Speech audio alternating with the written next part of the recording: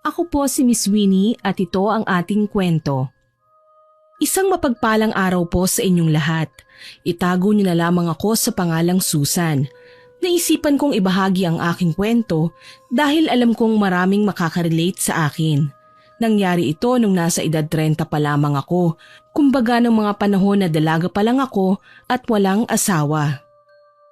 Meron ako nung kinuhang mag-inang labandera. Masipag sila at dahil matagal ko na silang kakilala, kinuha ko sila bilang labandera sa aking bahay. Pero ang kabutihan ko sa kanila ang magdadala pala sa akin sa kahindik-hindik na sitwasyon. Kung ano yon, tunghayan at tapusin niyo ang aking kwento.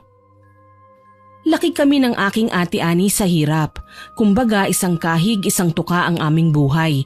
Maaga kasi nung pumanaw ang aming mga magulang Namatay si mama dahil sa panganganak sa akin. Samantalang si papa naman ay isinubsob sa trabaho ang kanyang sarili upang maitaguyod kami ni ate na naging dahilan kaya napabayaan niya ang kanyang sarili. Nagkasakit siya at binawian ng buhay. Nasa edad 8 taong gulang pa lang ako nang mawala si papa samantalang si mama naman ay hindi ko na nasilayan pa. Nang mamatay ang aming ama, napunta kami sa tiyuhin kong albularyo na si Tiyo Ador. Mabait siya at maalaga kahit pa abala siya sa panggagamot at pagtulong sa aming mga kabaryo na lumalapit sa kanya. Mas inuuna niya kami at hindi pinababayaan. Nang makapagtapos ng pag-aaral si Ate Ani, nagtrabaho siya upang makatulong kay Tiyo sa pagpapaaral sa akin. Tipirin mo ang mga baon mo, Susan, ha? At kung may tira ka, ilagay mo sa alkansya mo para kapag walang-wala tayong pera ay may mahuhugot ka. Palagi ako nung sinasabihan ni ate na magtipid at huwag maging magastos dahil hindi naman kami mayaman. Lumaki ako noon na responsable sa lahat ng bagay dahil ipinamulat sa akin ni ate at ni Tiyo Ador na sa buhay ng tao walang madali at hindi dapat sinasayang ang mga bagay na nakukuha at nakakamit. Laking pasalamat namin noon dahil kinupkup kami ni Tiyo. Paglipas ng panahon, nakapagtapos ako ng pag-aaral. Nagsimula akong magtrabaho sa isang kumpanya at nag-ipon ng pera upang makabili ng bahay para kay Tiyo. Barong-barong lang kasi ang tinitirhan namin noon. Hindi pa sa amin ang lupa, kaya naman nang makapag-ipon ako, binayaran ko ang lupang kinatitirikan ng aming bahay. Samantalang si Ate Ani naman ang siyang nagpagawa ng bahay. Labis na nagpasalamat sa amin si Tiyo Ador. Ngunit sabi naming magkapatid, ibinabalik lamang namin ang kabutihan na ibinigay niya sa amin. Kung hindi kasi dahil kay Tiyo Ador, wala kami sa estado na kinalalagyan namin. Nagsumikap kami ng aking ate. Nag-ipon at nang makalikom kami ng sapat na pera, ay nagsimula kami ng negosyo. Tandang-tanda ko pa, lutong ulam ang una naming negosyo. At pareho kaming naglalako noon sa buong baryo para lang mapaubos ang aming paninda. Nakakapagod kasing magtrabaho tapos napakaliit lamang ng kita. Kaya naman nagdesisyon kami na tumigil sa pagtatrabaho at gamitin ang ipon namin upang magsimula ng negosyo. Sinuportahan naman kami ni Tiyo at sinabi na gawin lang daw namin kung ano ang sinasabi ng aming puso. Tiyaga at sipag lang ang kailangan. Lalagurin na negosyo ninyo magkapatid. Palagi kaming pinapayuhan noon ni Tiyo. Sinasabi niya sa amin na huwag kaming susuko sa buhay at ipagpatuloy namin ang aming nasimulan na sinunod naman namin ni ate. Lahat ng payo ni Tiyo Ador ay agad na sinunod namin ni ate dahil naniniwala kami na mas lalo kaming lalago kapag pinakinggan namin ang lahat ng sinabi niya sa amin. Lalo na at marami nang napagdaanan si Tiyo Ador kumpara sa amin. Kaya tiyak na mas makakabuti kung susundin namin ang kanyang mga payo. Kalaunan ay naging kilala ang aming potahe sa buong baryo at nakakarating na rin sa mga karatig. Nagkaroon kami noon ng mga suki at inirekomenda kami sa mga kakilala nila. Kaya naman mas naging kilala kami at lumago ang aming negosyo hanggang sa nakapagpatayo na kami ng pwesto. Sobrang saya ang nararamdaman namin noon at sinabi sa amin ni Tiyo na karapat-dapat kami sa aming mga natamo dahil napakabuti namin. Sabi ko noon sayang lang at wala na ang aming mga magulang, pero ganun pa man nagpapasalamat pa rin kami sa Diyos dahil hindi niya kami pinabayaan. Sa kabila ng lahat ng aming pinagdaanan, nanatili kami na matatag. Noong una, kami lang ni ate ang namamahala sa karinderya hanggang sa unti-unti kaming kumuha ng mga tauhan at dahil abala kami sa aming negosyo, hindi na namin nagagawa pang maharap ang mga gawaing bahay. Kaya naman sinabi ko noon kay ate na maghanap kami ng mapagkakatiwalaan na siyang maglalaban ng aming mga damit na pinaghubaran. Hanggang sa nakilala namin ang suki naming mag-inang labandera na sina Mika at Nanay Pide. Kinuha namin sila bilang tagalaban ng aming mga maduduming damit. Libre naman silang pinapakain sa karinderya at binabayaran sa paglalaban ng aming pinaghubaran. Natutuwa kaming dalawa ni ate noon sa kasipagan nilang mag-ina dahil kahit na may pasok sa eskwelahan si Mika ay tumutulong pa rin siya sa kanyang ina. At kahit na may katandaan na noon si Nanay Pide patuloy pa rin siyang nagtatrabaho para sa kinabukasan ng kanyang anak. Biyuda na si Nanay Pide, namatay dahil sa sakit sa puso ang kanyang asawa at naiwan sa kanya ang nag-iisang anak na si Mika. Simula noong naglalako pa lamang kami ni ate, kilala na namin silang dalawa, kaya naman tiwala kami sa kanila. Madalas ko noong makakwentuhan si Mika at sinasabi niya sa akin ang mga pangarap niya sa buhay. Gaya niyo ni Ate Susan, gusto ko rin maging matagumpay sa hinaharap para mabigyan ng magandang buhay si nanay. Buong buhay niya kasi inalay niya na sa akin eh. Wala siyang itinira para sa kanyang sarili. Kaya naman nagsusumikap ako sa aking pag-aaral dahil alam ko naman na yun lamang ang makakapagpasaya kay nanay. Napangiti ako sa mga sinabi ni Mika at binigyan ko pa siya ng payo. Tama yan, mangarap ka hanggang gusto mo. Libre naman yun eh. Gaya mo, nangarap lang din kami ni ate at nagsumikap sa buhay. Alam ko na balang araw gaya ko, matutupad mo ang lahat ng pangarap mo sa buhay. At kung may kailangan ka, magsabi ka lang sa akin ha. Tutulong ako sa abot ng aking makakaya. Labis ang sayang naramdaman ni Mika sa mga sinabi ko sa kanya. Sabi niya pa noon sa akin, natatandaan niya ang lahat ng payo na sinambit ko sa kanya at gagamitin niya yung inspirasyon sa buhay. Natuwa naman ako noon sa mga sinabi niya at nakikita ko ang potensyal ni Mika na umasenso sa buhay. Sa paglipas ng mga araw, nagpatuloy ang paglago ng aming negosyo hanggang sa nakabili ako ng sarili kong bahay. Nagpaalam ako noon kay ate na gusto ko nang magsimulang mamuhay ng sarili ko. Pumayag naman sila ate at sinuportahan ako nila tiyo. Nagsimula ako nung ayusin ang aking bahay at nagawa kong mapaganda yon sa pamamagitan ng malikhaing kong imahinasyon. Nagpapatuloy pa rin kami ni ate sa pagtataguyod ng aming negosyo at kahit na marami na kaming tauhan noon, mas gusto pa rin namin ni ate na kami ang kumikilos sa aming karinderya. Ngunit nang magkaroon yun ng bagong branch, nagdesisyon kami ni ate na maghiwalay na at hawakan ng kanya-kanya ang aming mga negosyo. Naisipan kasi namin noon ni ate na wag lamang sa karinderya ituon ang aming atensyon.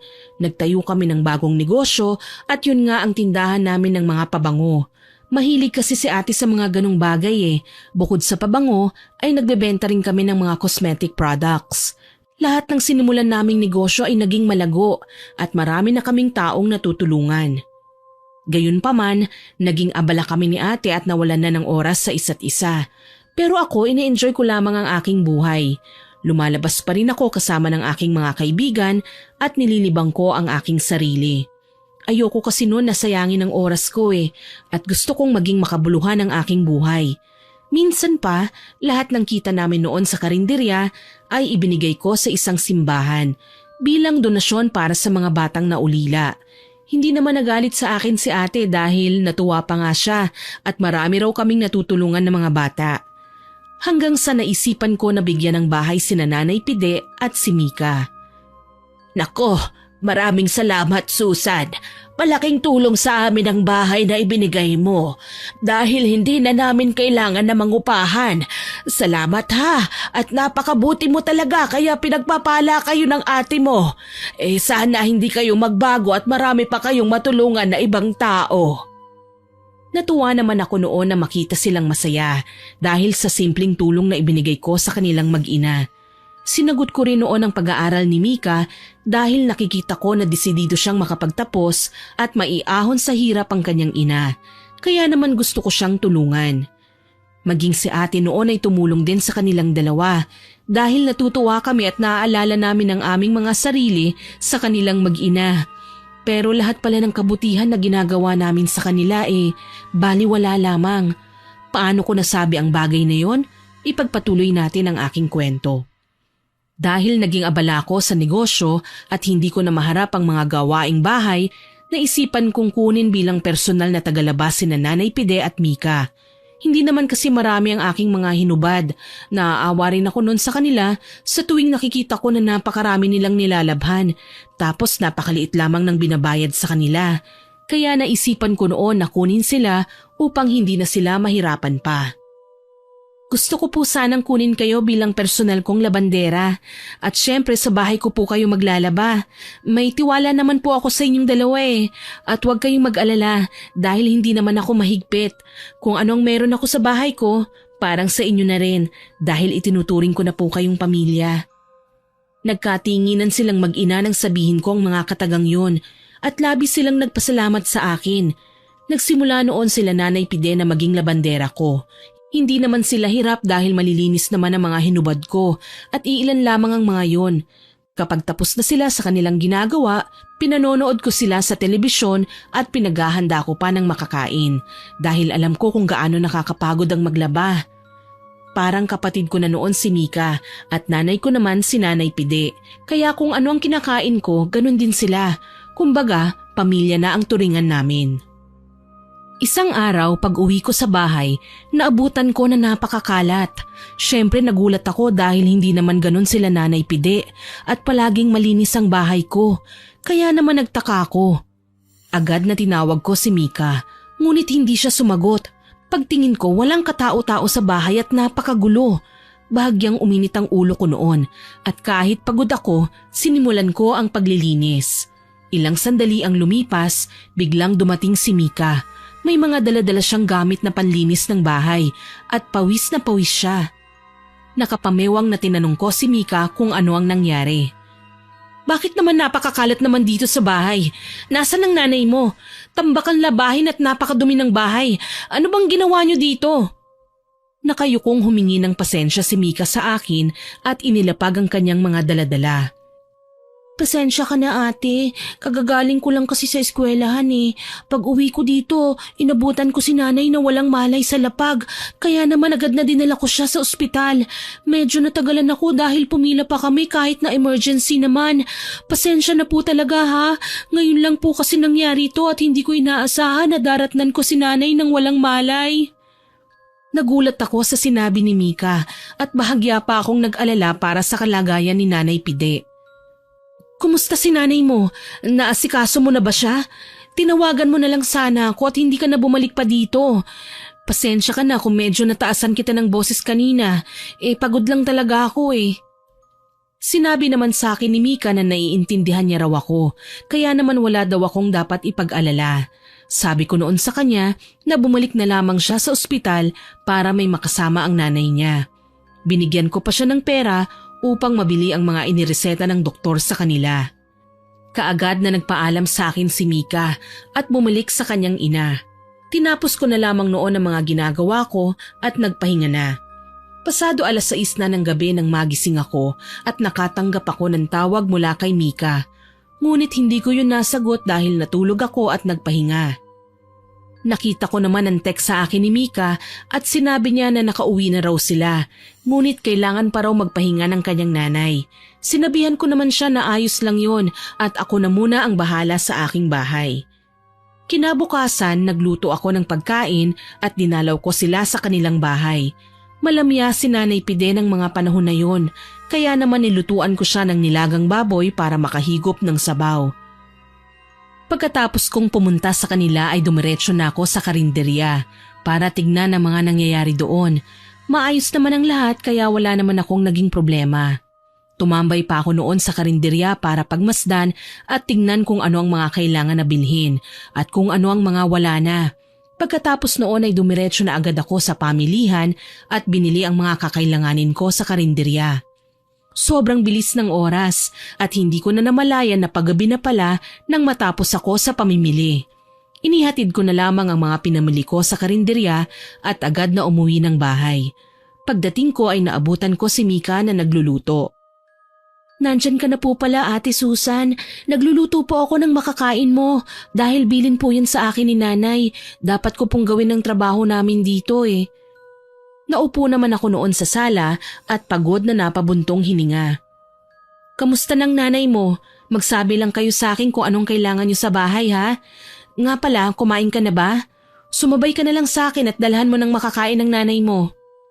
Sinabi sa akin ni Mika na hindi pa raw siya kumakain dahil tinapos niya ang lahat ng labahin.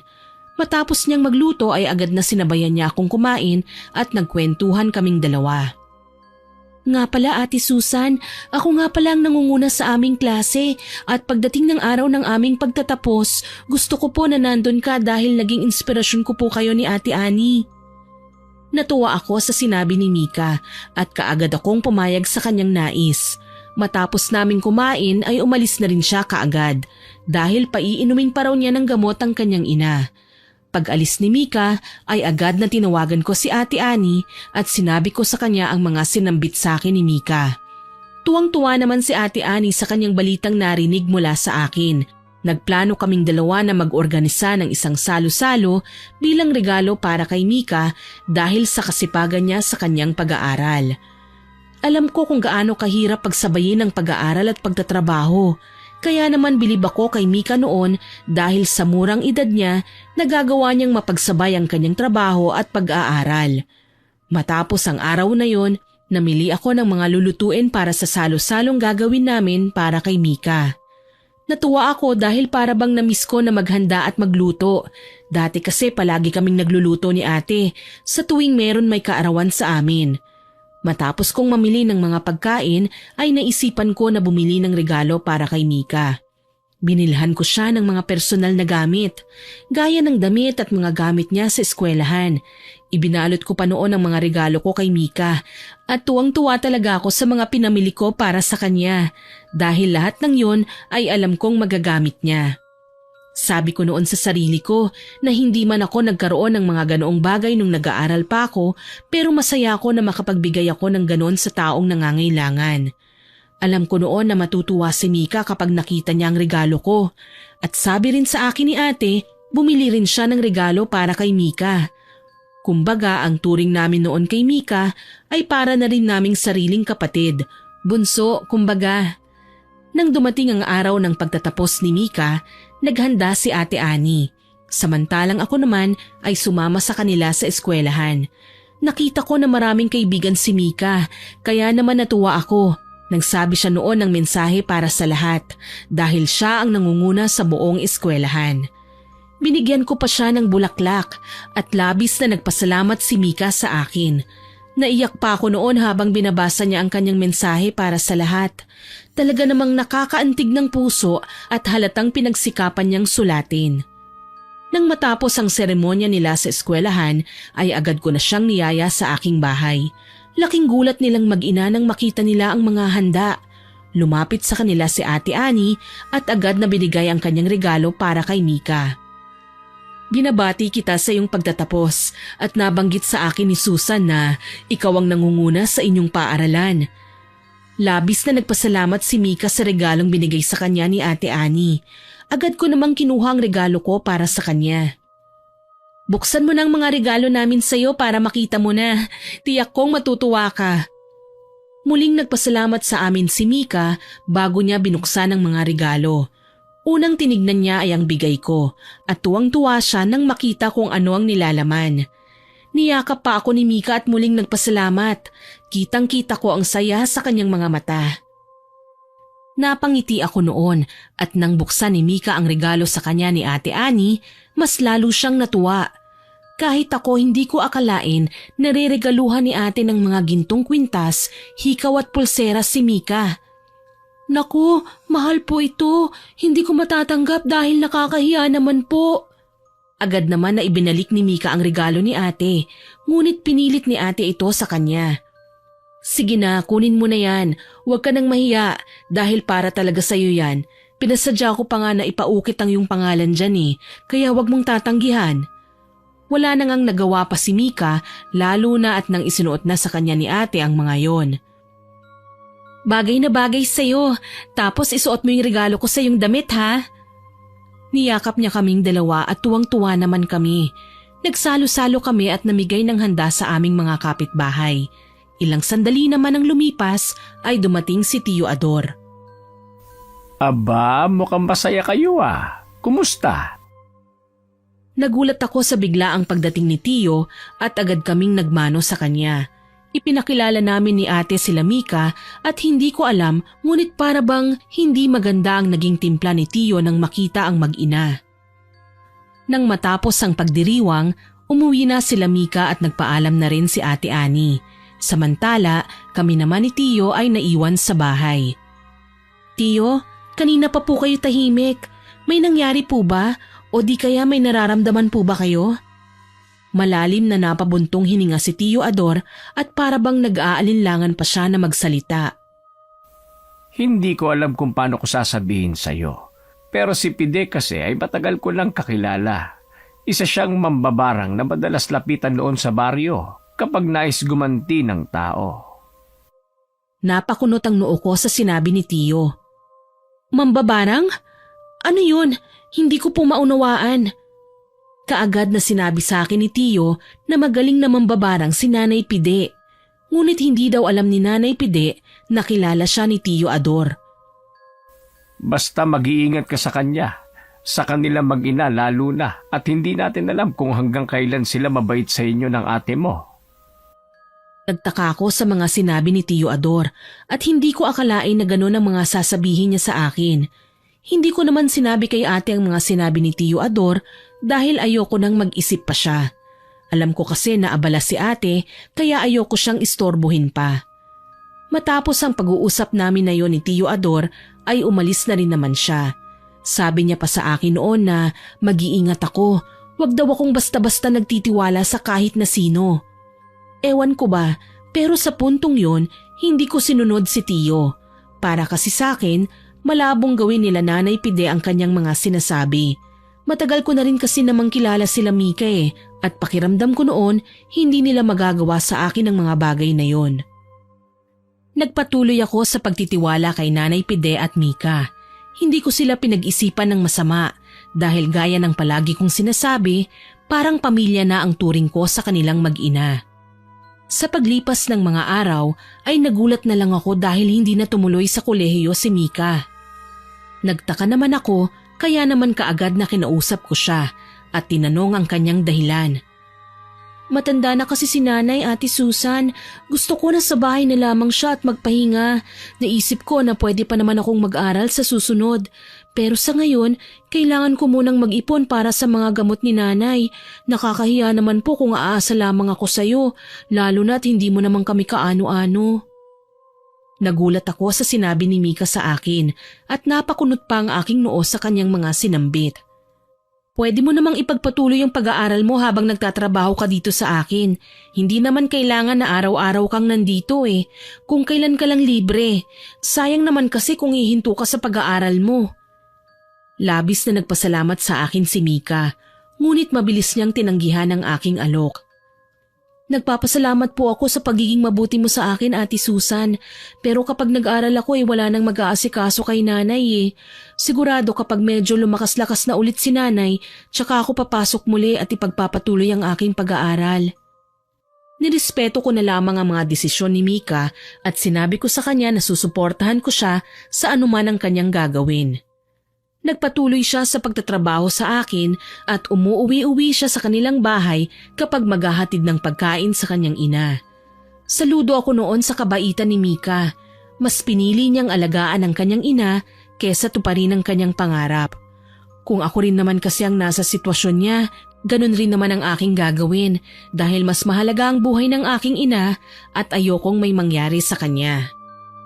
Nang dahil sa awa ay mas lalo kong nilakihan ang sahod ni Mika. Nagtaka pa nga siya noon sa akin dahil sobra daw ang pinasahod ko sa kanya. Pero ipinaliwanag ko sa kanya kung ba't ko tinaasan ang kanyang sahod. Labis naman siyang nagpasalamat sa akin dahil kailangan niya talaga ng malaking pera para sa kanyang ina. Dumalaw ako noon kay Nanay Pide at nakita ko na malubha na ang kanyang karamdaman. Dahil sa awa ay binanggit ko kay Ate Ani ang sitwasyon nila Mika at ang suhestyon niya dalhin na namin sa pagamutan si Nanay Pide upang malaman kung ano talaga ang kanyang sakit. Mabilis na sinabi ko kay Mika ang plano namin ni Ate Annie. Ngunit sinabi ni Mika na ang kanyang ina raw ang aming kausapin, na labis kong ipinagtaka. Nagtungo ako sa bahay nila at kinausap ko si Nanay Pide. Sinabi ko sa kanya ang plano namin ni ate, ngunit sa halip na matuwa ay bigla pa siyang nagalit. Kaagad akong niyaya ni Mika na umuwi na lamang at hayaan na muna si Nanay Pide na makapagpahinga. Pag-uwi namin sa bahay ay kaagad na tinanong ko si Mika kung bakit ganun ang naging reaksyon ng kanyang ina. Nagkibit-balikat naman si Mika at hindi niya rin daw alam kung bakit ganun na lamang ang ipinakita ng kanyang ina. Ganyan din po ang ginawa sa akin noon ni Nanay. Nang sabihin ko sa kanya na magpatingin siya sa doktor, nagalit siya noon sa akin at pinagsisigawan ako. Pasensya na po kung hindi ko nasabi sa inyo. Nahihiya lang talaga ako at naisip ko na baka makinig siya sa inyo. Pero hindi pala dahil mali ako. Ako na pong humihingi ng pasensya sa ginawa ni Nanay, ate. Tumango lamang ako noon at ipinaliwanag kay Mika na wala siyang kasalanan at naiintindihan ko ang sitwasyon ni Nanay Pide. Umalis din naman kaagad noon si Mika at nagtungo na sa kanyang ina dahil paiinumin pa niya siya ng gamot. Pinagbaon ko pa siya noon ng makakain nilang mag-ina at pinayuhan ko si Mika na huwag sukuan ang kanyang ina. Niyakap ko pa siya ng napakahigpit at sinabi ko na kung kailangan niya ng makakausap ay nandito lamang ako sa bahay at handang makinig sa kanyang mga problema at hinaing sa buhay. Matapos ang araw na yon, ilang araw din na hindi nagtungo sa bahay si Mika. Ang sabi niya sa akin na ayaw daw kasi siyang paalisin ni Nanay Pide, kaya naman hindi siya kaagad nakapasok. Nag-aalala na ako noon sa kalagayan ni Nanay Pide dahil para bang nagbago siya.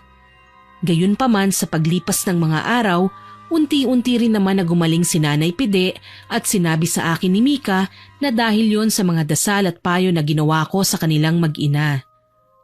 Nagdaan pa nga ang mga araw, bumalik sa trabaho si Nanay Pide at labis akong natuwa sa kanyang pagbabalik. Maraming salamat sa pag-unawa sa akin noon at pasensya na sa mga nagawa ko sa iyo. Sinabi ko noon kay Nanay Pide na wala lang yon, hindi niya kailangan humingi ng pasensya dahil wala naman siyang kasalanan at nauunawaan ko ang kanyang mga pinagdadaanan. Muling bumalik sa dati ang lahat at nag-aral muli si Mika. Ngunit habang tumatagal, para bang bigla na lang silang nagbagong mag-ina. Iniisip ko noon na baka nagkakamali lamang ako. Pero habang tumatagal, napapansin ko na para bang nagiging maluho si Mika. At ganun rin si Nanay Pide na labis kong ikinagulat. Nung una, hindi ko pinapansin ang mga kilos nilang kakaiba. Ngunit habang tumatagal, unti-unti akong nawawalan ng mga alahas sa bahay. Hindi ako nag-isip ng masama sa kanilang mag-ina dahil may tiwala naman ako sa kanila. Pero isang araw, habang naliligo ako, ay nakaramdam ako na para bang may pumasok sa aking silid. Kaya naman dali-dali akong lumabas ng banyo at doon ay nakita ko si Mika. Binubuksan niya ang lalagyan ng mga alahas ko. Hawak-hawak pa niya ang mga singsing ko na gawa sa ginto. Nabitiwan ni Mika ang kanyang mga hawak-hawak nang makita niya akong lumabas ng banyo. Bakit mo hawak-hawak ang mga alahas ko? Anong gagawin mo dyan? Ha, Mika? Huwag mong sabihin na ikaw ang kumukuha ng mga nawawala kong alahas. Ibalik mo yan. Dali-daling dinampot ni Mika ang mga nahulog na singsing at ibinalik yun. Kaagad na lumuhod sa aking paanan si Mika at nagmamakaawa siya. Pasensya ka na, Ate Susan. Hindi ko na uulitin. Kailangan ko kasi na magbayad sa paaralan at kailangan na yun ngayong araw. Nagastos ko naman yung ipon namin ni Nanay dahil kailangan nang bumili ng mga gamot niya dahil ubos na. Napailing ako noon at nilapitan siya habang tinititigan ko sa mga mata. At kaya mo naisipan na nakawan na lamang ako kesa manghingi at magsabi sa akin? Alam mo naman na magbibigay ako basta sabihin mo lang sa akin. Huwag kang magnanakaw dahil masama yan. Diyan ako nagagalit eh. Ayoko sa lahat ng magnanakaw. Umamin ka nga sa akin. Ikaw rin ba ang kumuha ng mga nawala kong alahas? Tumango lamang si Mika at paulit-ulit na humingi ng tawad sa akin. Narinig naman ni Nanay Pide ang argumento naming dalawa ni Mika. Kaya naman pumasok siya sa aking silid at kapwa kami natahimik ni Mika. Anong nangyayari dito? Bakit parang galit na galit ka, Susan? May nagawa bang anak ko na hindi mo nagustuhan? Napatingin pa si Nanay Pide sa hawak ni Mika ng mga alahas ko. Ngumiti naman ako ng peke at sinenyasan ko si Mika na huwag magsasabi sa kanyang nanay dahil baka ikasama pa yon ni Nanay Pide. Naku wala Nanay Pide. Nag-iensayo lang kami nitong si Mika para sa aktingan nila sa eskwelahan. Nakahinga ako ng maluwag dahil naniwala naman si Nanay Pide sa palusot ko. Akala ko noon nagsasabi ng totoo si Mika at buong akala ko walang kaalam-alam si Nanay Pide. Pero nagkamali ako ng aking akala. Isang araw, galing ako sa karinderya dahil kailangan na pumunta ako roon at nagkaroon ng sakit ang tagapagluto namin. Kaya naman ako muna ang siyang pumalit. Pagdating ko sa bahay, laking gulat ko dahil bukas ang ilaw. Naisip ko noon na baka naroon si Nanay Pide at naglilinis pa rin ng bahay. Ewan ko ba, pero naisipan ko na dahan-dahan na pumasok at nanlaki ang mga mata ko nang marinig ko ang kanilang pag-uusap. Napaka-utu-utu talaga ni Ate Susan. Akala niya hindi mo alam ang mga ginagawa kong pagnanakaw sa kanya. Masyado siyang tiwala sa ating dalawa at hindi niya alam inuunti-unti na natin ang mga kayamanan niya. Nanlaki ang aking mga mata sa sinabi ni Mika at padubog kong binuksan ang pintuan. Ganun ba? Hindi ako makapaniwala na kaya niyong gawin sa akin ang lahat ng yon. Ano pa ba ang kulang sa mga ginawa ko? Itinuring ko kayong kapamilya pero ganito ang isusukli niyo sa akin? Hindi ako makapaniwala na magagawa niyo sa akin yon. Nagulat pa ang dalawa sa biglaang pagdating ko at agad na pinalayas ko sila sa aking bahay. Aaminin ko po, nasaktan ako sa mga nalaman ko at narinig dahil hindi ko talaga akalain na magagawa nila sa akin ang bagay na yon. Bigla kong naalala ang mga sinabi ni Tiyo sa akin at nagsisisi ako dahil kung hindi sana ako nagtiwala at naniwala sa kanila gaya ng sinabi ni Tiyo Ador, hindi sana hahantong sa ganoon ang lahat. Kahit anong pakiusap noon sa akin ni Mika, hindi ko siya pinakinggan dahil nasasaktan ako sa mga ginawa nila sa akin. Nag-alinlangan pa ako noon na sabihin kay Ate Ani ang mga nangyari. Pero sa huli sinabi ko pa rin naman sa kanya at agad siyang umuwi sa bahay ko. Hindi ko akalain na magagawa nilang lahat ng yon. Para bang pinagplanuhan nila. Hindi kaya kinuha lang nila ang loob natin para gawin sa atin ang mga bagay na yon? Hindi naman siguro ate. Naisip ko na baka gipit lang sila Nanay Pide kaya nagawa nila sa akin yun. Nakapanghihinayang man pero hinayaan ko na sila Mika noon. Pero isang araw, nakita ko si Mika na namamalimos sa kalsada. Nang lapitan ko siya ay bigla na lamang siyang nahiya. Naiyak ako noon dahil malapit sa aking puso si Mika, maging si Nanay Pide dahil marami din namang kaming pinagsamahan. Kaya naman kahit na masama ang loob ko sa kanila ay agad kong tinanong si Mika kung anong nangyari sa kanila ng kanyang ina. Nahihiyaman ngunit sinabi ni Mika sa akin ang kanilang sitwasyon. Kaya naman sa awa ay pinabalik ko sila sa aking tahanan na hindi ko na sana dapat ginawa pa. Nang dahil sa kabaitan at awa, naranasan ko ang isang kahindik-hindik na pangyayari. Nang bumalik sila Mika sa aking bahay ay wala naman silang ginawang masama. Gaya ng dati ay ginagawa lamang nila ang kanilang trabaho at umaalis na rin kaagad. Hindi ko naman sila noon lubusang pinagkakatiwalaan dahil nga sa mga ginawa nila sa akin. Ngunit hindi ko na rin sila pinagdudahan na may gagawin pa silang hindi maganda sa akin. Hanggang isang araw, bigla na lamang sumama ang aking pakiramdam at nagsuka ako. May kasamang uod ang mga niluwa ko na labis kong ikinatakot kaya naman mabilis akong nagtungo sa personal kong doktor. Ngunit wala naman silang nakita na kakaiba. Akala ko noon baka may nakain lamang ako na hindi gusto ng tiyan ko o di kaya naman ay sirang pagkain. Pero hindi ko naman matandaan na may nalasahan akong panis at ang labis na pinagtataka ko kung bakit may uod ang sinuka ko. Hindi ko na lamang ikinuwento kay ate ang nangyari sa akin dahil ayokong mag-alala siya sa akin lalo na at abala siya sa mga negosyo namin. Sa paglipas ng mga araw, mas lalong sumama ang aking kalagayan at pakiramdam ko merong gumagalaw sa loob ng aking tiyan. Kaya naman agad akong nagtungo sa ospital upang magpatingin. Laking gulat ko noon nang may makita ang mga doktor na insekto sa loob ng aking katawan. Kaya naman kaagad na nagpa-opera ako upang matanggal yon. Dahil sabi ng mga doktor, maaaring doon daw nanggagaling ang sakit na nararamdaman ko. At malaki ang tsansa na makaapekto yon sa aking kalusugan, lalo na at buhay ang insekto sa loob ng aking katawan. Kaagad naman na natanggal ang insekto sa aking katawan at nalaman naman ni ate ang nangyari kaya pinagalitan niya ako. Bakit hindi mo sinabi sa akin ang nangyari sa'yo? Sabi ko hindi ba, huwag kang maglilihim sa akin. Kung hindi pa ako tumawag sa bahay at hindi sinabi sa akin ni Mika na nasa ospital ka, hindi ko pa malalaman. Aba Susan, natututo ka na magsinungaling sa akin ah.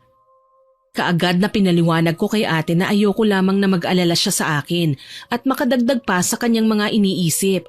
Napabuntong hininga na lamang si Ate Annie at agad na niyakap ako. Napangiti ako noon dahil ramdam ko na mahal talaga ako ni ate. Salamat ate sa pag-aalala mo sa akin ha. Pero sana wag nang makarating kay Tiyo ang mga nangyari sa akin. Ayoko kasing mag-alala siya sa akin eh. Tumango naman si ate sa sinabi ko at nangako naman siya na hindi niya sasabihin kay Tiyo ang mga nangyari. Basta pansamantala kong uuwi sa bahay niya. Kahit ayoko sana ay pumayag na lamang ako upang hindi na makarating kay Tiyo ang mga nangyari sa akin. Sinabi ko noon kina Nanay Pide na hindi na muna nila kailangang pumunta sa aking bahay dahil pansamantala akong tutuloy sa bahay ng ate ko. Bago ko umalis, ibinigay ko nga sa kanila ang kanilang buong sahod. Tumuloy ako sa bahay ni Ate Annie at doon na muna ako tumira sa kanya dahil sa kagustuhan niyang maalagaan niya ako. Ngunit simula nang lumipat ako sa bahay ni ate, nagsimula ang mga kakaibang pangyayari sa akin. Isang gabi, habang nagluluto ako ng panghapunan namin ni ate, bigla na lamang akong nakaramdam ng malamig na hangin na para bang hinawakan ako sa likuran. Nagtayuan ang aking mga balahibo sa braso. Paglingon ko, nakabukas na ang bintana na ikinataka ko naman dahil isinarado ko yun. Hindi ko na lamang pinansin pa yon at isinara ko na lamang muli at naghain na ng makakain. Tumawag kasi sa akin si ate na malapit na raw siya, kaya naman naghanda ako ng makakain namin. Ilang sandali pa ang lumipas, nakarinig ako ng katok sa pintuan, kaya dali-dali ko yung binuksan. Ngunit laking pagtataka ko dahil wala namang katao-tao sa labas ng aming bahay. Sinara ko na lamang ulit yon at inisip ko na baka nagkamali lamang ako ng pagkakarinig. Ngunit hindi pa ako tuluyang nakakapunta sa kusina, muli akong nakarinig ng 3 katok at sa puntong yon napakalakas na para bang halos sirain na ang pintuan. Takot na takot ako noon, dali-dali akong kumuha ng kutsilyo sa kusina ngunit nang sumilip ako sa bintana, wala na naman akong nakita. Labis ang dagundong ng aking puso dahil sa sobrang kaba na nararamdaman ko ng mga oras na yon. Hindi ko alam kung bakit ko naririnig ang mga katok na yon. Paulit-ulit kong narinig ang katok hanggang sa hindi ko na nga nakayanan at napasigaw na lamang ako ng dahil sa takot. Nabitawan ko na nga ang kutsilyong hawak-hawak ko at agad kong tinakpan ang aking tenga upang hindi ko na marinig pa ang katok sa labas. Umiiyak na ako ng mga oras na yon at ilang sandali ang lumipas, naramdaman ko na may humawak sa akin. Napaatras pa ako dahil sa takot ko. Bakit ka umiiyak, Susan? May nangyari ba? Kanina pa ako kumakatok pero hindi ka sumasagot. Kaya naman binuksan ko na lamang ang pintuan dahil may susi naman ako. Mabilis na niyakap ko si ate at ikinuwento ko sa kanya ang mga nangyari. Mabilis naman na nag-ikot sa paligid si ate dahil baka daw may pumasok na magnanakaw o di kaya naman ay nangtitrip lang.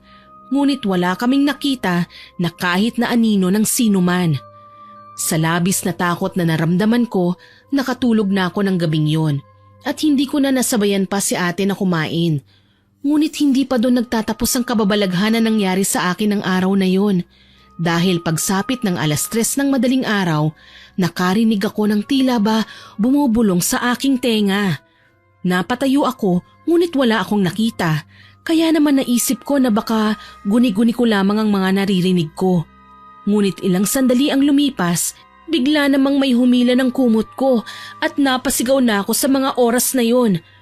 Mabilis naman na pumasok sa kwarto ko si ate, nanginginig ako noon sa takot.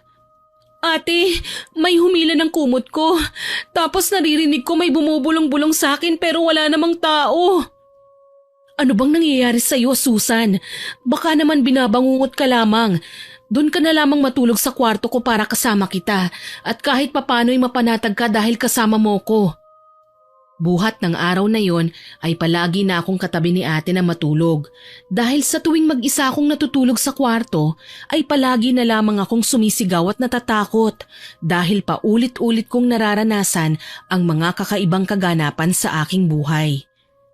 Hanggang isang araw, habang kumakain kami ni ate ay bigla na lamang akong sumuka. Laking gulat niya nang makita ang napakahabang buhok at uod. Napakunot ang noo ni ate na para bang alam na niya ang nangyayari sa akin. Ate, hindi ko na kaya. Sobrang sama na ng pakiramdam ko at para bang may gumagalaw sa loob ng tiyan ko. Matapos kong sabihin ng mga katagang yon ay bigla na lamang akong nawalan ng malay at hindi ko na alam ang mga sumunod na nangyari. Paggising ko ay nasa tabi ko si ate at hawak-hawak ang aking kamay. Hindi ko na magawa pang makatayo ng mga oras na yon dahil sa labis na sakit na nararamdaman ko sa aking tiyan. Pinunasan na lamang ako ni ate noon at sinuklayan ang aking buhok. Ngunit laking gulat niya nang bigla na lamang malagas ang mga buhok ko.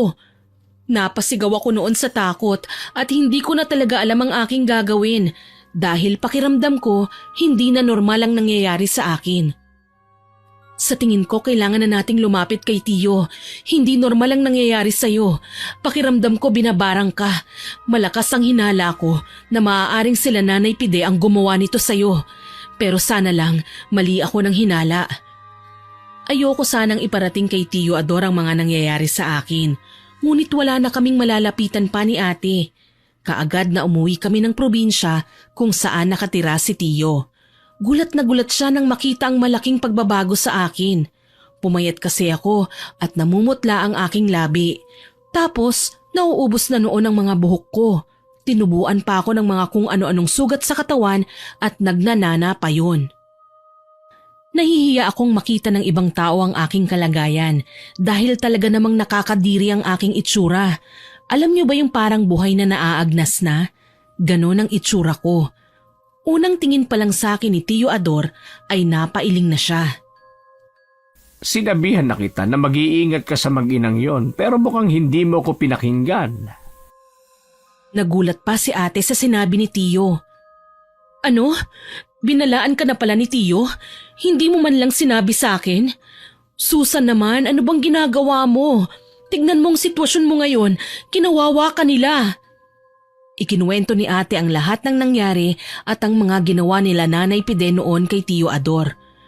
Napabuntong hininga na lamang si Tiyo Ador at agad na ikinuwento naman ang mga nalalaman niya sa mag-ina. Talamak namang babarang ang mag-ina na yon. May alam sila sa karunungang itim. Kaya nga nagulat ako nang makita ko sila sa bahay ni Susan. Binalaan na kitang bata ka, pero hindi mo ko pinakinggan. Ugali na nila mag-ina na magpaawa sa mga tao.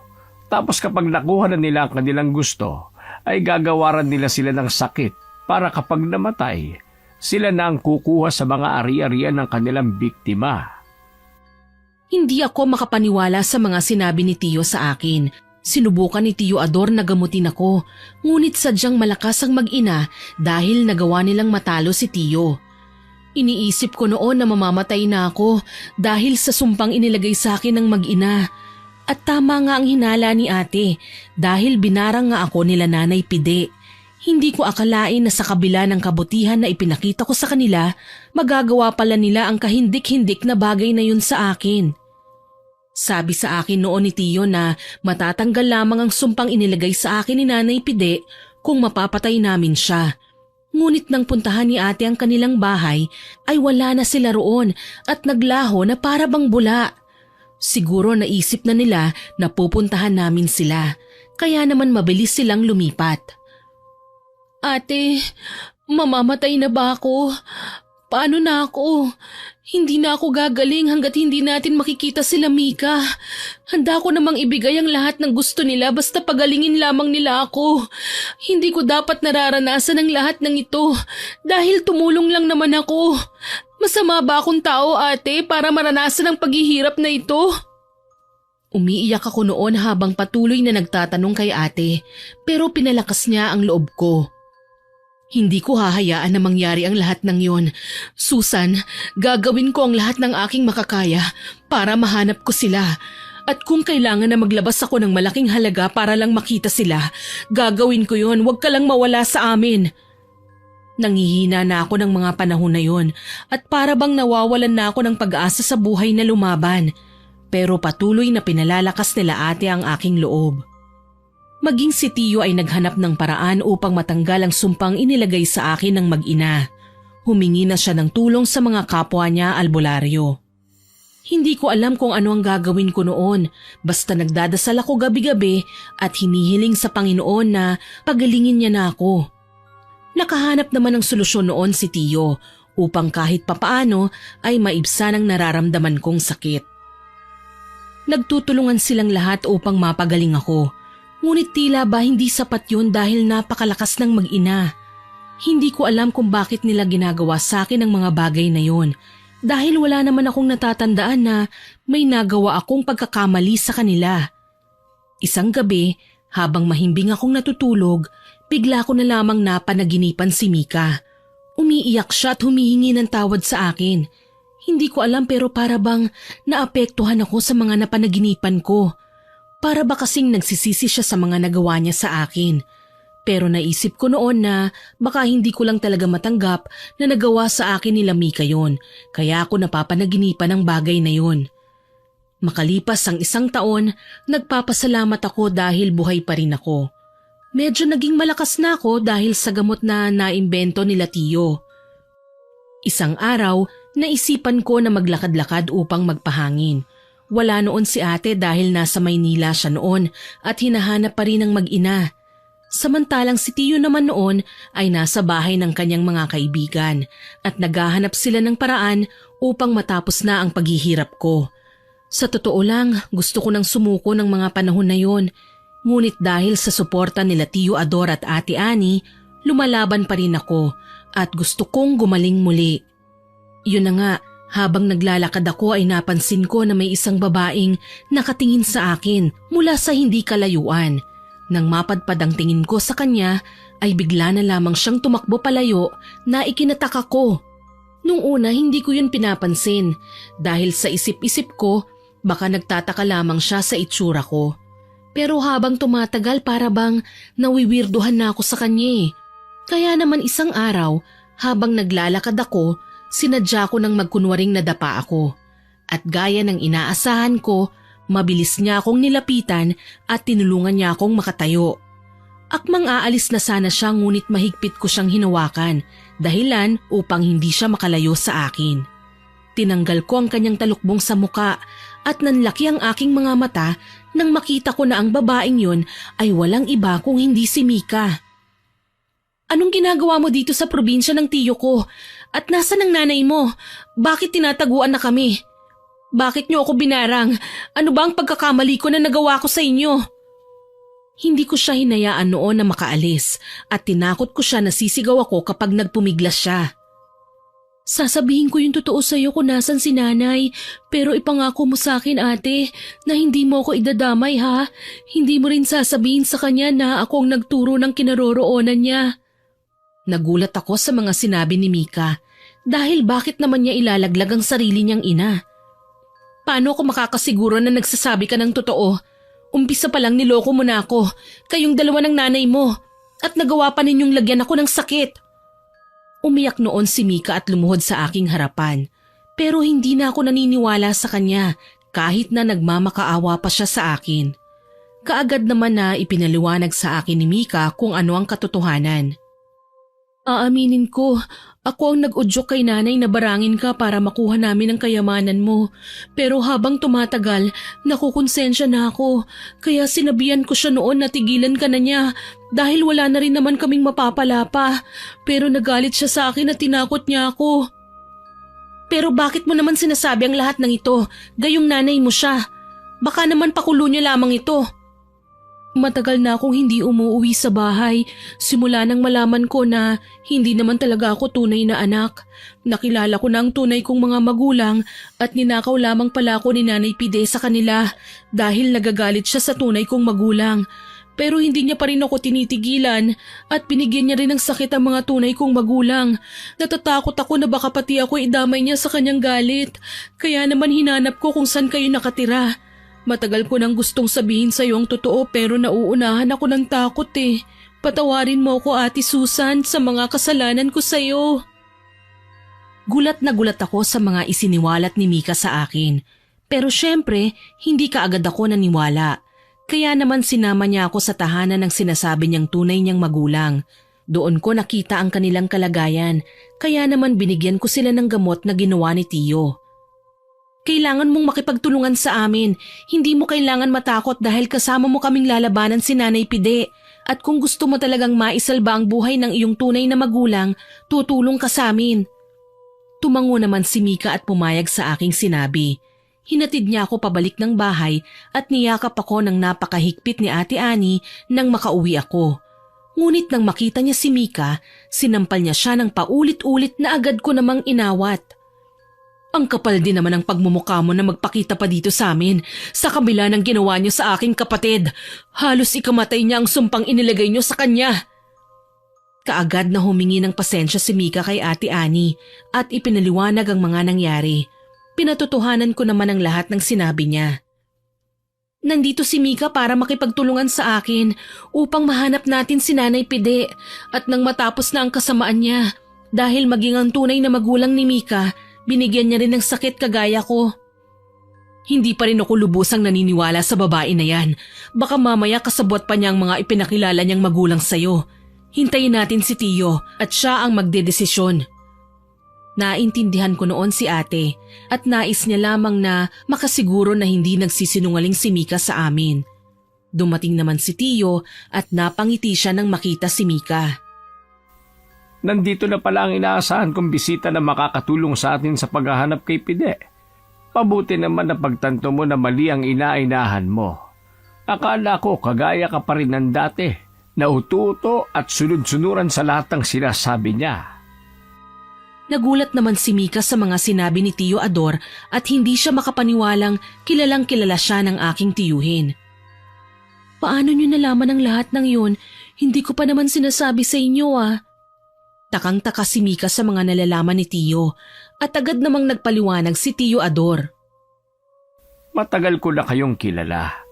Maliit ka pa noon na makalaban ko ang iyong ina at ginamit ka pa niya laban sa akin. Sinabi ko na sa iyo ang katotohanan noon, pero hindi ka naniwala sa akin at mas pinanigan mo ang tinuturing mong ina. Nanlaki ang mga mata ni Mika na para bang naaalala na niya ang lahat at noon din ay nakilala niya si Tiyo Ador. Kayo pala yun, kaya pala nung nakita ko kayo noon sa bahay ni Ate Susan, parang pamilyar kayo sa akin. Nandito ako para makipagtulungan sa inyo. Sabihin niyo lamang sa akin kung ano ang maitutulong ko para matapos na ang kasamaan ni Nanay Pide. Naniwala si Ate Ani sa mga oras na yon dahil pinatunayan ni Tiyo na nagsasabi ng totoo si Mika. Sabihin mo sa amin kung saan nagtatago si Pide. Kami na ang bahala at manahimik na lamang kayo rito sa bahay. Huwag kayong mag-alala dahil walang masasaktan sa inyo dahil matagal na namin pinaghandaan na makaharap si Pide. Natahimik bigla si Mika. Akala ko nga hindi na siya magsasalita eh. Pero sabi niya sa akin, bigla na lamang daw nanikip ang kanyang dibdib at naalala niya ang kanyang mga magulang. Kaya naman hindi pa man niya nasasabi kung nasan si Pide, ay bumalik na siya sa kanilang bahay. Sinamahan naman namin siya sa pag-aakala na tatakasan niya kami. Pagdating sa tahanan ng kanyang mga magulang, nanlumo kami nang makita na wala ng buhay ang mga magulang niya. Galit na galit si Mika at halos magwala na siya ng mga oras na yon. Ngunit pinigilan lamang namin siya ni ate. Alam ko na siyang may gawa nito. Wala siyang kasing sama. Itinago niya na nga ang totoo sa akin simula ng bata ako tapos kinuha niya pa kaagad ang mga magulang ko. Ilang sandali ang lumipas, bigla na lamang nanikip ang aking dibdib at ako naman ang nawalan ng malay. Paggising ko, nasa bahay na ako at nasa tabi ko si Mika at ate. Mas pinalala ni Nanay Pide ang iyong sakit, pero hindi na niya matatakasan sila Tiyo dahil papunta na sila sa kinaroroonan niya.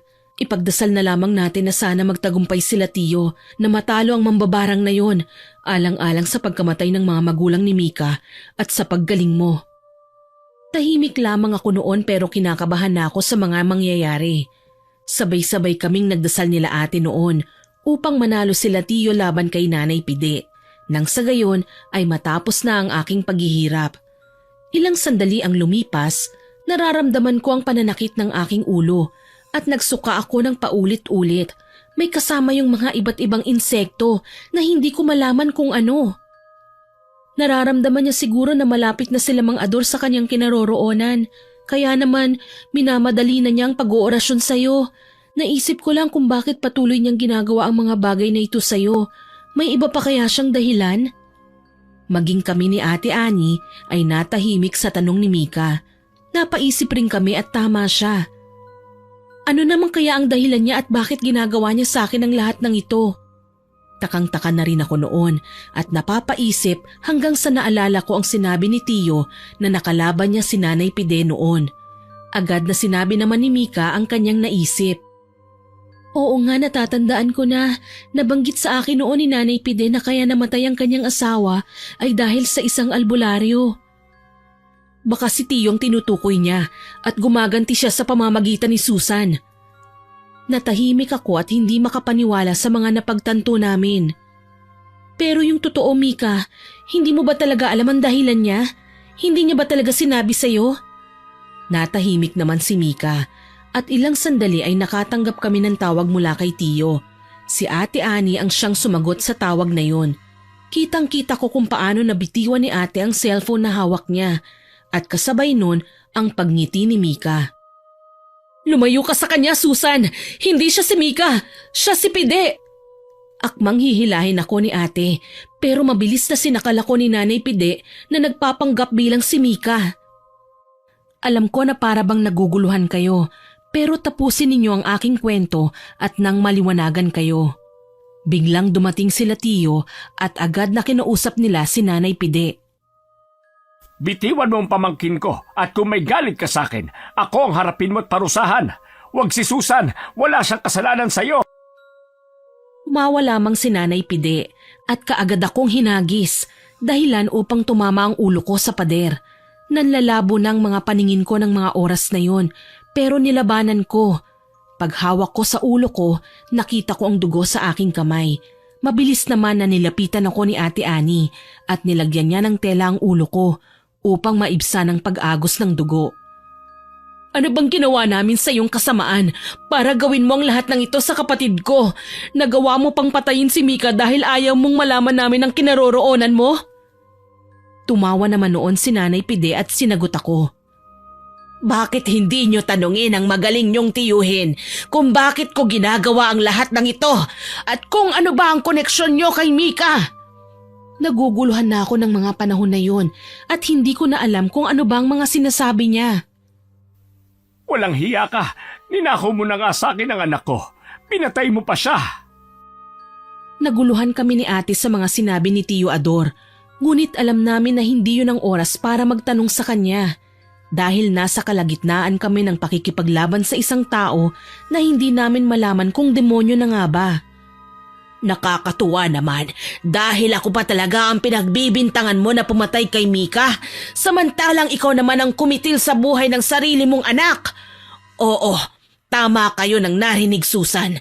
Anak nga ni Ador si Mika at pinagpalit ko ang aming anyo upang mapaslang siya ng tiyuhin niyo.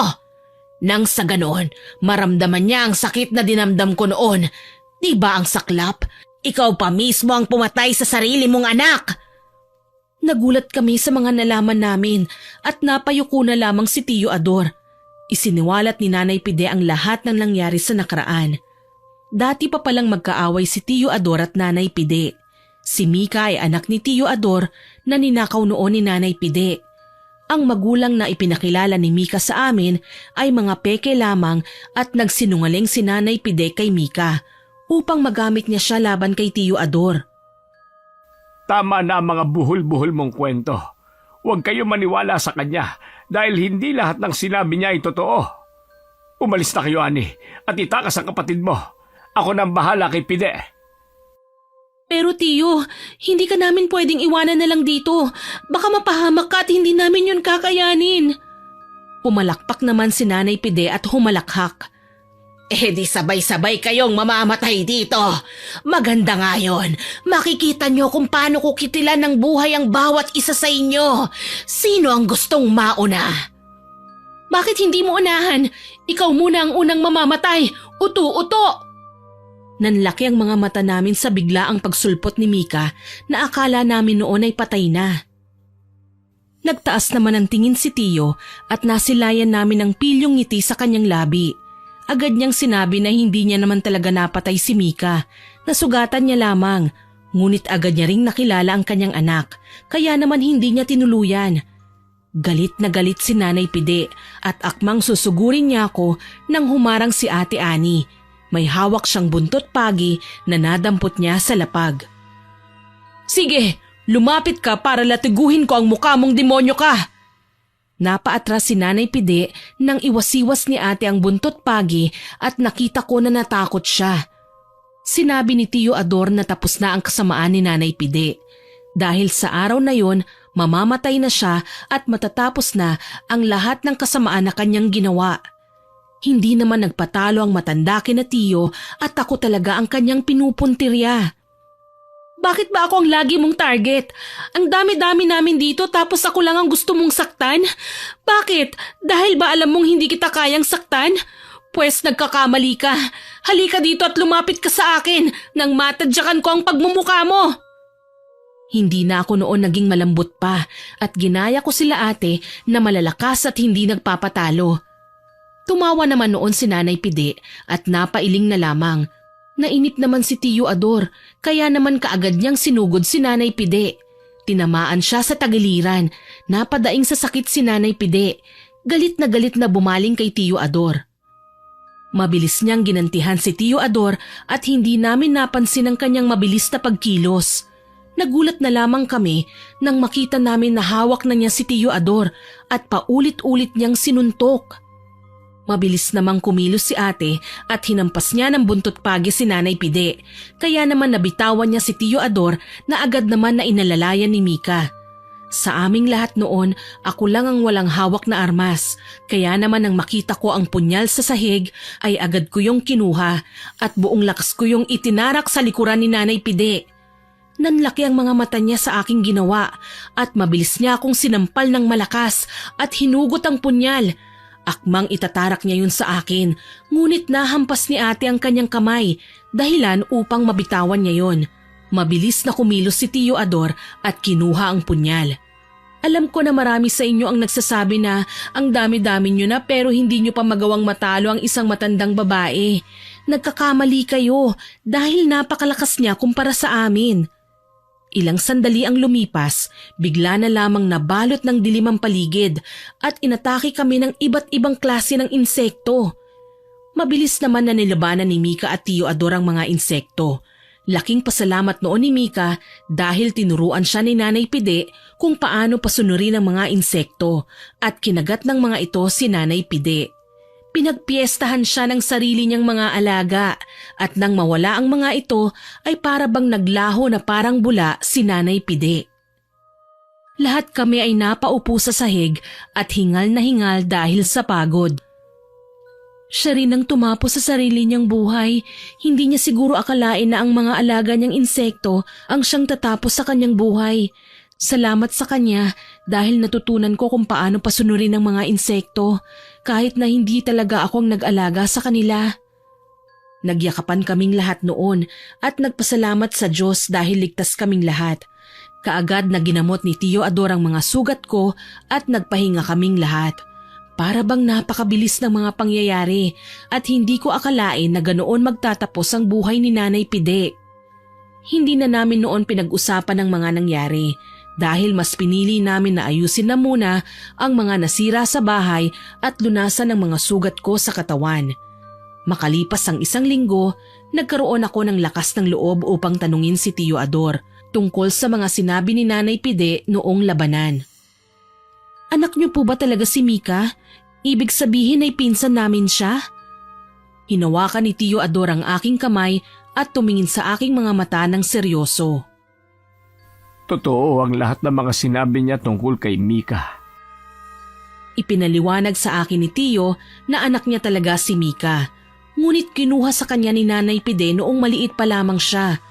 Sinubukan raw na bawiin ni Tio Ador ang kanyang anak, ngunit hindi na siya nakikilala nito at hindi siya pinaniniwalaan ni Mika.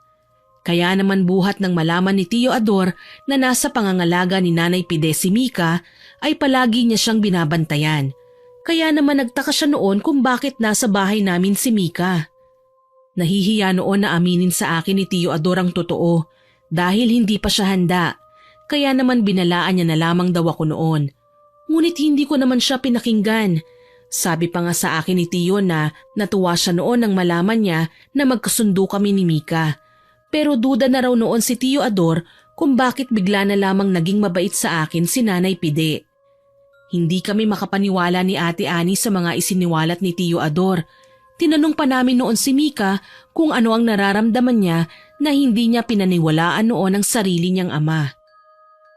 Masyado pa kasi akong bata noon at kung ano lamang ang sinasabi sa akin ni Nanay, yun lamang ang aking pinaniniwalaan dahil palagi niyang sinasabi sa akin noon na wala ako ni isang pagkakatiwalaan kundi siya lamang. Ipinaliwanag ni Mika na nainggit lang talaga siya noon sa akin kaya sinabi niya ang mga bagay na yun kay Nanay Pide. Labis na humihingi ng tawad si Mika sa kanyang nagawa sa akin. Sabi ko sa kanya, hindi na yun mahalaga. Ang importante, tapos na ang paghihirap namin at sa wakas ay magkakasama na kami. Nagsimula kami ng bagong buhay bilang pamilya. Nagtulong-tulungan kami upang mapalago ang bawat negosyo. Nangako naman si Mika na hindi niya gagamitin sa kahit na sino ang natutunan niya mula kay Nanay Pide. Pinabalik namin sa pag-aaral si Mika at sinuportahan sa anumang kurso na naisin niya. Alam naman namin noon na nasasaktan pa rin siya sa pagkawala ni Nanay Pide dahil naging malaking parte din naman siya ng kanyang buhay at nakasama niya siya sa mahabang panahon. Kaya naman hindi kami nagsasalita noon o nag-uusap tungkol kay Nanay Pide. Dahil alam namin na kahit hindi magsalita si Mika, apektado pa rin naman siya. Sa paglipas ng mga araw, unti-unti ko na ring nakalimutan ang mga masasalimuot na nangyari sa akin nang dahil kay Nanay Pide. Sabi ko noon sa sarili ko na babaguhin ko na ang mga nakagawian kong pagiging matulungin. Pero sinabi sa akin noon ni Tio, hindi ko kailangan baguhin ang aking sarili dahil lamang sa mga pinagdaanan ko. Gamitin ko raw ang lahat ng nangyari sa akin bilang inspirasyon at para mas maging matatag sa hinaharap. Tama naman si Tio sa mga sinabi niya kaya naman itinatak ko sa aking isipan ang mga payo na sinabi niya sa akin. Minsan ay napapanaginipan ko pa rin ang mga naganap, pero sa tuwing nangyayari yun ay agad akong nagdarasal at humihiling sa Diyos na sana matanggal na yun sa aking isipan. Alam ko naman na imposible ang hinihiling ko at pinagdarasal, pero umaasa pa rin naman ako. Sa paglipas ng taon, nakapagtapos bilang isang doktor si Mika dahil nais niya raw na makapagpagaling ng mga may sakit. Taliwas man ang kanyang propesyon kay Tio ay sinuportahan pa rin siya nito at sinabihan siya na sana sa mabuti niya ito magamit. Bumawi rin noon si Tio Ador kay Mika at bawat oras ay sinulit nila. Samantalang kami naman ni ate ay nagpatuloy pa rin naman sa buhay. Gaya ng dati, tumutulong pa rin naman kami sa nangangailangan pero nang dahil sa mga nangyari ay naging maingat na kaming dalawa. Sa totoo lang po, nahirapan na kami noon magtiwala. Pero kalaunan, ipinakita sa amin ng Diyos na hindi lahat ng makakasalamuha namin ay kagaya ni Nanay Pide. Marami pa rin namang mabubuting tao na mapagkakatiwalaan at hindi aabusuhin ang aming kabaitan. Hindi man naging madali ang lahat ng aming pinagdaanan pero ipinagpapasalamat namin yun sa Diyos dahil binigyan niya kami ng ganoong pagsubok Siguro kung hindi nangyari sa amin yun, ay hindi kami magiging matatag sa ngayon. Ginawa naming inspirasyon ang mga naganap sa aming buhay at mas lalo kaming naging mabuting tao at naging matatag sa lahat ng pagsubok. Ibinahagi ko ang aking kwentong ito upang magbigay aral sa lahat ang aking mga karanasan. Isang aral ang aking maiiwan sa inyong lahat. Hindi masamang maging mabuti sa kapwa, ngunit pipiliin lang natin ang ating pagkakatiwalaan. Pairalin natin ang kabutihan at pagpapatawad sa bawat isa. Hanggang dito na lamang po, maraming salamat.